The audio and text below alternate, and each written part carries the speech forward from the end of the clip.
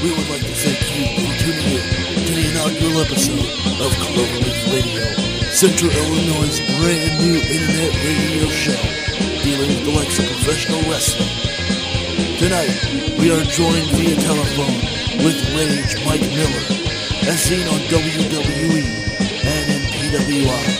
He will discuss his current movie filming of The Wrestler with Mickey Rourke, some WWE road stories, and some Hall of Fame predictions.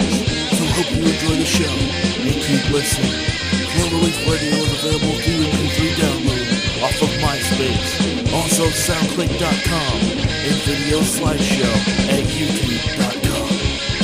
Hope you enjoy Cloverleaf Radio.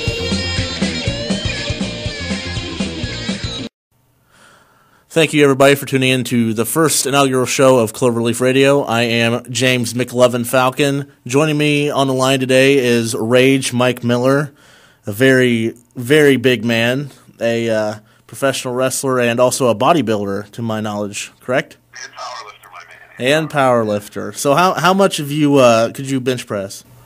My best bench pressing competition was 805 pounds. My best squat was 1,220 pounds, and I was the first man to break the world record in squat at 1,200 pounds, and the third man to bench over 800 pounds. Oh wow, that's pretty accomplished.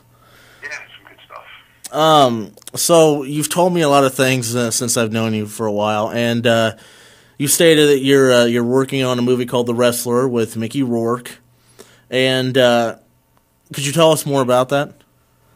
Absolutely. Darren Aronofsky and Protozoa Pictures, the guys who produced Requiem for a Dream and The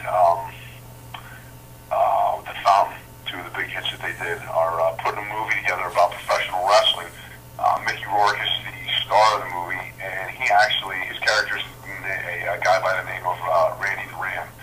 And it's a really great movie. I don't want to tell you guys too much about it because I want everybody to go to the theater and see it. So I played Randy's buddy in the movie, Lex Lethal. And it's a great movie. Tommy Farr from WXW is in it. He played Tommy Rotten, which was one of a guy that Mickey Rourke competed against or wrestled. And it should be coming out sometime, I'm thinking January 2009 is going to be the release date. That's what they're talking about. But it's a great movie, very dramatic, very deep, very dark movie. Talks a lot about the underside of the dark side of professional wrestling. And it talks a lot about the good stuff, too. So I think you guys will enjoy it when it comes out. Sounds like it's going to be really good. I can't wait for it to come out. Yeah, I'm really excited. I'm really looking forward to it. Okay, if you could give any WWE Hall of Fame predictions for this year, who would you choose to be in the Hall of Fame? Oh, man. That's a tough one. I like that. I got to be honest with you. I've always been a big fan of the Samoan stuff. And I know they're putting High Chief might be in. And the Rock's dad, Rocky, what's his last name? Rocky Johnson. Rocky Johnson, yeah. And those two are absolutely going to be, they're my favorite inductees. Last year I was fortunate enough to go to WrestleMania and watch Alpha, who's actually my trainer, be inducted.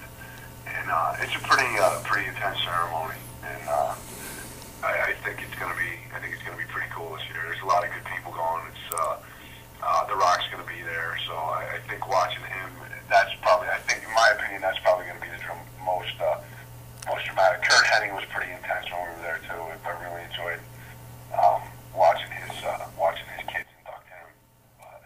Yeah, I think it might be WWE's last ditch to get The Rock come back for one time because he's kind of been blowing off WWE as of late.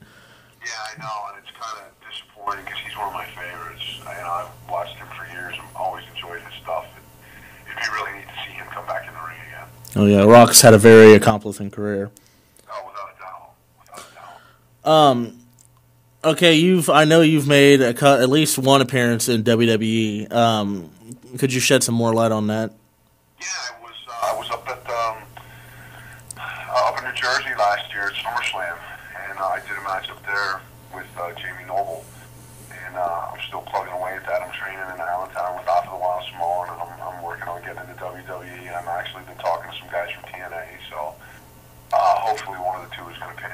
here shortly. That sounds like you got some good things going for you. Yeah, absolutely. Absolutely. The movie's going to help a lot. I think that the publicity from the movie, I think that's going to bring it to my attention to some people. Yeah. Okay, if you could only wrestle one more person in your career. Oh, that's so easy, man. That's so easy. Hulk Hogan.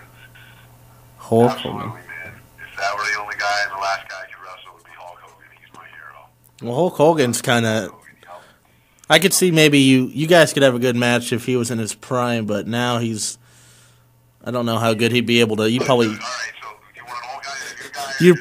You'd probably squash him. Well, yeah. You give me what you think. Old guy. If I could wrestle any of today's guys, it would absolutely be Batista. Batista or Triple H, but I think primarily Batista. As far as the older guys go, and I hate to use the word old because Hulk Hogan is definitely not old and he doesn't look old. The man's in phenomenal shape. He looks, he's in the shape of a 20-year-old. But I would love to wrestle Hulk Hogan. Absolutely. And do you have any like really funny or really memorable stories from your time up at SummerSlam last year?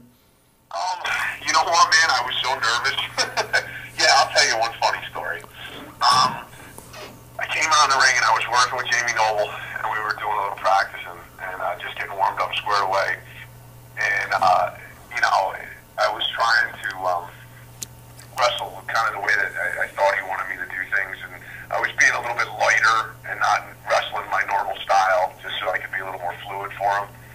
And I got up, and Stone Cold Steve Austin walks over to the side of the ring and looks at me, and he goes, "Big man, with your size, there's absolutely no reason you shouldn't be dragging that guy into the corner and stomping his guts out." That kind of struck me as funny. So, but I had a really good time up there.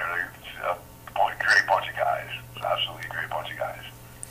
Yeah, and what about the? I was kind of astonished but happy to see you a little article of you in PWI last month.